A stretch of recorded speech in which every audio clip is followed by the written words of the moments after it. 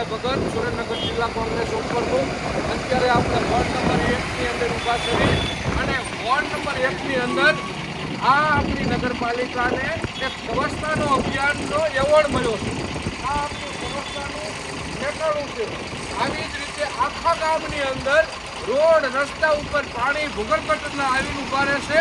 તો મારે સરકારશ્રીને પણ કહેવું છે કે તમે ગામનો સર્વે કરો છો, ભીમડા મિયા બેઠા બેઠા એવોર્ડ લખી દો છો.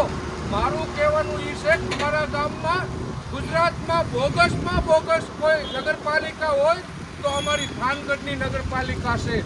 એમાં જે સત્તાધીશો બેઠા છે તમામ સત્તાધીશો ભ્રષ્ટાચાર માટે થઈને બેઠા છે. એમના તમામના 10,000 રૂપિયા પગાર છે નગરપાલિકાના સભ્યોનો. અને જે નગરપાલિકાના પ્રમુખ બેઠા છે એ સાવીના રમકડા સમાન છે. એમને કંઈક સુરનગરથી સાવી ભરાય, કંઈક ચોટીલાથી ભરાય, કંઈકથી સાવીઓ ભરાય. અને આવી રીતે સેટિંગથી જો એવોર્ડ લઈ આવતા હોય તો મારે સરકારશ્રીને પણ કહેવું છે કે તમે આવા ગદ્દારોને કેમ એવોર્ડ આપો છો?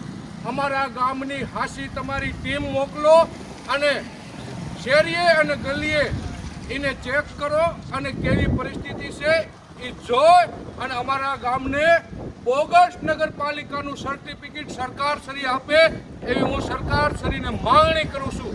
જય હિન્દ, જય ભારત.